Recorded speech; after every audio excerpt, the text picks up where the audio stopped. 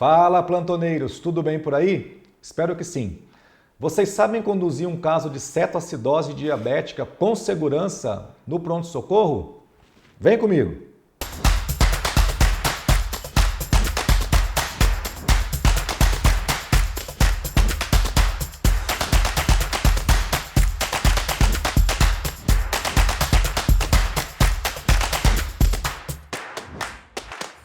É isso aí, moçada. Então, os casos de cetoacidose, eles chegam no pronto atendimento e nós temos que estar atento para fazer o diagnóstico e também para fazer o tratamento da forma mais adequada possível, ok? Então, vamos lá.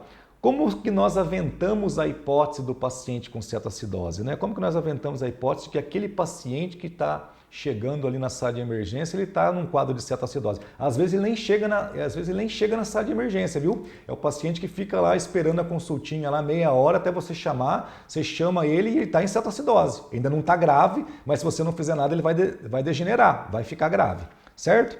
Então, o que você vê de sinal no paciente, né?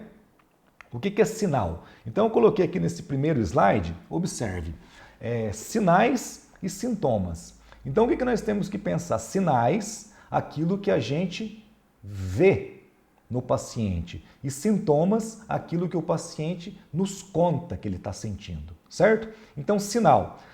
A gente vai ver um paciente que pode estar desidratado, taquicárdico, taquipneico, respiração profunda. Respiração profunda atende-se muito para isso, porque os pacientes com cetoacidose, geralmente, eles estão em respiração profunda, né? Respiração de Kussmaul para tentar lavar o CO2, né, e diminuir o pH. Hálito cetônico. Dia desses eu estava atendendo um paciente, impressionante. A enfermeira falou assim, doutor, será que não é cetoacidose? Não, tinha acabado de chegar, ela falou assim, não deve ser cetoacidose, porque olha o cheiro do hálito do paciente. Né? Confusão mental, outro fator muito importante que a gente observa. Sonolência ou coma, né? Um estado antes do coma, sonolência, obnubilação. E acantose nígricans. Acantose nígricans porque fala a favor de resistência insulina aumentada, né?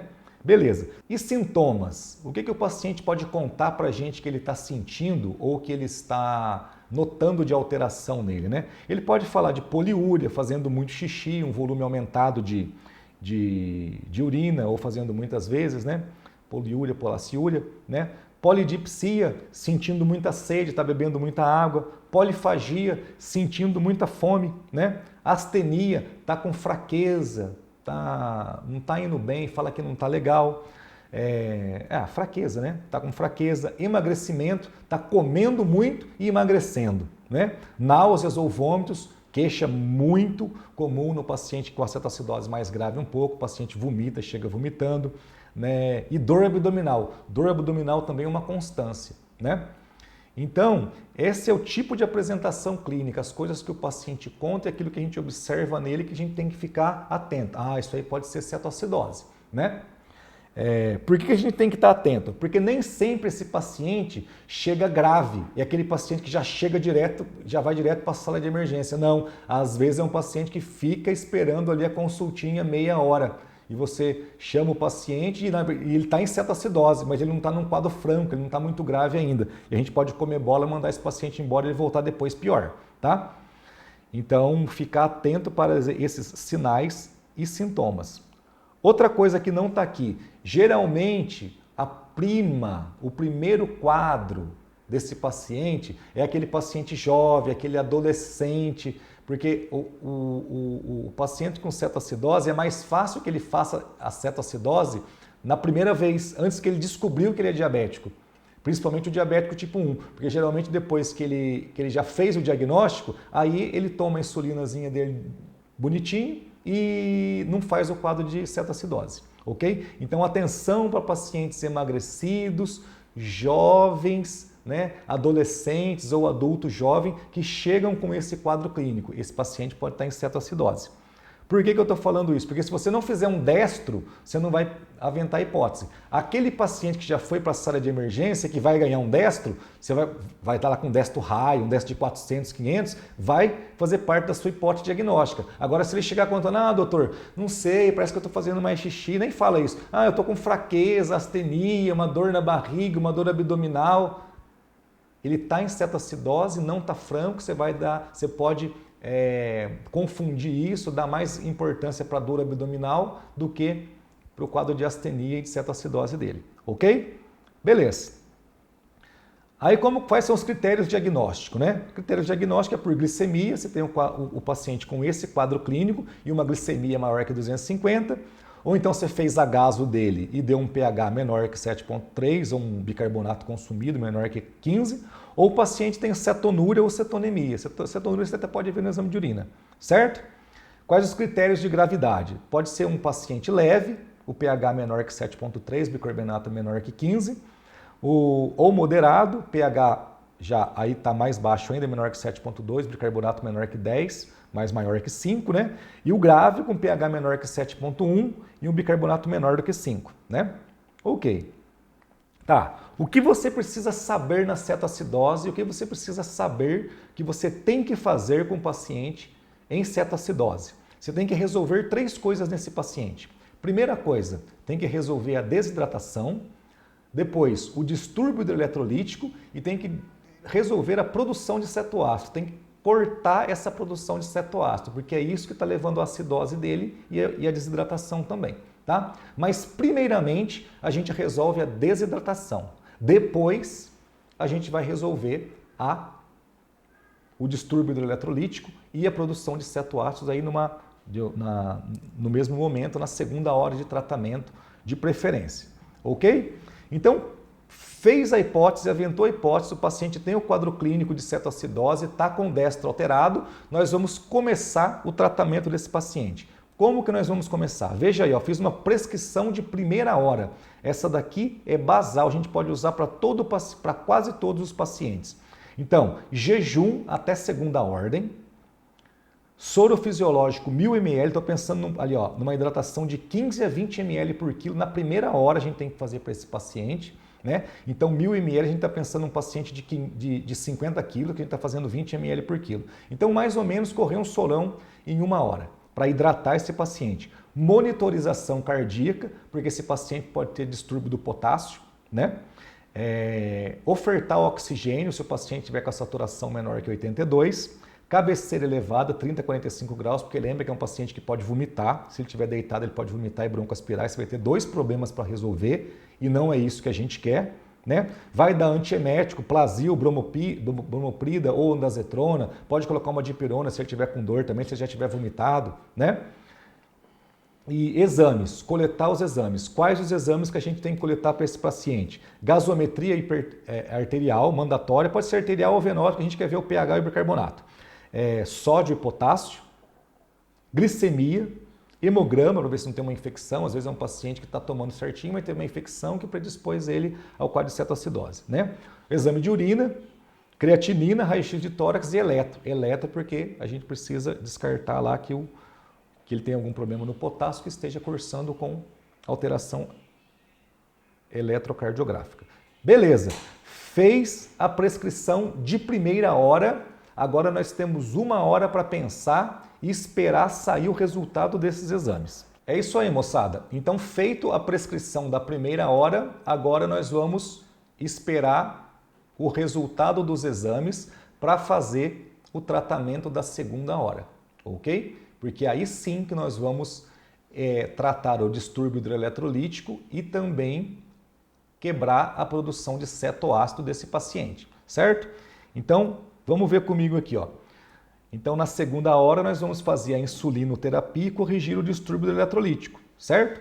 Sódio e potássio. Nessa segunda hora, a gente vai fazer mais 10 a 15 ml por quilo de solução, de uma solução que a gente vai fazer para esse paciente. Nessa solução, vai ter ou não uma quantidade de sódio, vai ter ou não uma quantidade de potássio e vai ter ou não glicose, certo? É isso aí. Lembrando que a insulinoterapia só pode começar se o potássio, que a gente coletou na entrada do paciente e que saiu o resultado agora depois de 1 hora e meia, se ele tiver maior que 3,3, ok? Então vamos lá. Como que a gente pensa em relação ao sódio? Nós vamos dar ali essa quantidade de 10 a 15 ml na segunda hora. Tá? Nessa solução da segunda hora, quanto de sódio a gente vai colocar nessa solução? Legal? Nessa segunda hora, então, eu já coloquei aqui que a gente vai dar 500 ml para o paciente, de 10 a 15 ml. Um paciente de 50 quilos, 10 ml por quilo, 500 ml. Se for um paciente de um homem, 80 quilos, e for dar 15 ml, pode dar até 1 litro. Então vamos tatear, mas eu fiz a conta aqui para 500 ml. Se for um paciente mais emagrecido um pouco, 500 ml, porque geralmente esses pacientes são mais emagrecidos um pouco mesmo. Mas se você for um paciente maior, mais obeso, né, você pode dar, ao invés de fazer 500 ml em 1 hora, você faz 2 de 500 em 1 hora e a conta vai ser a mesma, ok? Então vamos lá. Quanto de sódio que eu vou dar para esse paciente? Depende do sódio de entrada do paciente. Saiu o exame, eu vou ter que fazer o sódio corrigido.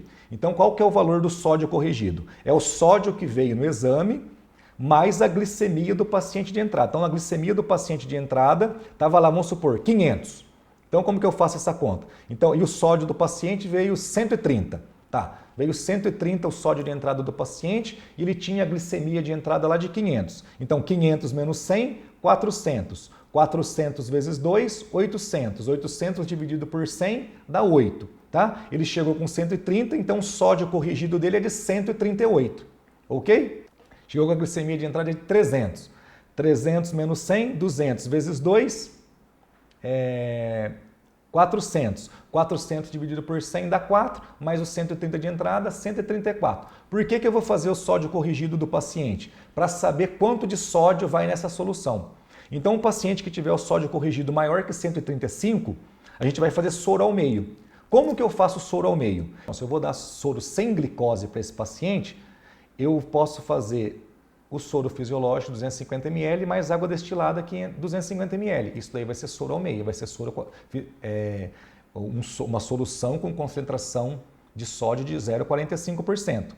Se nessa solução eu for ter que dar glicose também, como que eu faço uma solução com concentração de sódio a 0,45? Posso fazer dessa maneira, soro glicosado 500 ml mais NaCl 20%, 10 ml. Aí eu vou estar com uma solução com cloreto de sódio a 0,45%, certo? Porque se o paciente estiver com destro menor que 250, a partir do momento que ele tiver com destro menor que 250, eu já tenho que colocar a glicose nessa solução que vai ser infundida, ok? E como que eu faço o cloreto de sódio a 9%? Se eu for ter que dar glicose também, é só colocar 2 ampolas de NaCl 20%, 20 ml, ok? E se eu não for dar com glicose, a solução de cloreto de sódio 0,9% é o soro fisiológico que já tem pronto. Beleza. Então eu vi quanto que está o sódio corrigido para pensar em relação ao tipo de sódio, a quantidade de sódio que eu vou colocar nessa solução para o paciente. Beleza? Beleza. Também vou ter que olhar o potássio, né? É chatinho? É chatinho, mas dá para fazer a conta e desse jeito aqui está bem simples. Então, se eu tiver lá um paciente que estava com potássio maior do que 5, eu não vou precisar repor potássio para esse paciente. Se esse paciente tiver com potássio entre 3,3 e 5,5, eu vou colocar meia ampola do potássio, né, do cloreto de potássio 19,1%, 5 ml, nesses 500 ml. E se ele tiver com potássio menor do que 3,3, eu vou colocar uma ampola nesses 500 ml que eu vou dar agora na segunda hora. Lembrando que se ele tiver com potássio menor do que 3,3, eu não posso iniciar a insulinoterapia. Legal? Legal. E como que eu inicio a insulinoterapia para esse paciente? Agora na segunda hora, depois de eu já ter hidratado o paciente por 1 hora, eu vou iniciar a insulina. Por quê? Porque eu preciso da insulina para quebrar a produção de cetoácidos, né? Porque o paciente está produzindo cetoácidos porque não está consumindo a glicose não está sendo consumida porque a insulina não está colocando ela para dentro da célula. Então eu preciso da insulina para colocar a glicose para dentro da célula, porque aí o paciente começa a produzir energia a partir de glicose e não precisa queimar cetoácido para fazer energia e assim produzir mais H+. Enfim, insulinoterapia, como que eu faço? Eu faço um bolus de 0,1 ml por quilo de insulina regular, né? Então o paciente de 50 kg vai receber 5 unidades por quilo. E coloco o paciente em bomba de insulina. Como que eu coloco essa bomba? Eu fiz uma diluição fácil de vocês entenderem aqui, ó. Eu pego soro fisiológico 500 ml mais 50 unidades de insulina regular e coloco dentro desse soro. E aí dessa solução eu vou iniciar o peso do paciente em ml hora. Então se o paciente pesar 50 quilos, dessa solução que eu fiz com 500 de soro e 50 de insulina, eu inicio a 50 ml hora. Se o paciente pesar 70 quilos, eu inicio a 70 ml hora em bomba de infusão contínua. A mesma quantidade, sim, 500 de soro, 50 de insulina. O paciente de 70 quilos, 70 ml horas em bomba de infusão. Atentar apenas para o fato de que eu tenho que desprezar os primeiros 50 ml dessa solução, tá? Para ela saturar o equipe, porque pode ficar grudado insulina ali por dentro do equipe e você ter uma concentração menor na hora que você estiver infundindo. Então despreza os primeiros 50 ml e inicia o peso do paciente em ml hora. Ok? Eu fiz aqui no último slide uma tabelinha para tentar facilitar essa solução da segunda hora para o tratamento da cetoacidose, ok? Então, olha lá, sódio. Se o sódio corrigido tiver menos que 135, eu vou usar cloreto de sódio a 9%. Se tiver maior que 135, eu vou usar cloreto de sódio numa concentração de 0,45%. Como? Das maneiras que a gente já ensinou a fazer lá em cima. Se a glicose estiver menor do que 250 mg por decilitro, nós vamos iniciar a infusão de soro com glicose 5%. E se a glicose estiver maior, soro sem glicose, certo? E se o potássio, como que eu vou fazer o potássio? Potássio menor que 3,3, eu coloco uma ampola de KCl, 19,1%, em 500 ml. Se tiver entre 3,3 e 5,5, meia ampolas, só 5 ml nesses 500 ml da segunda solução. E se tiver maior que 5,5, não preciso repor. É isso aí.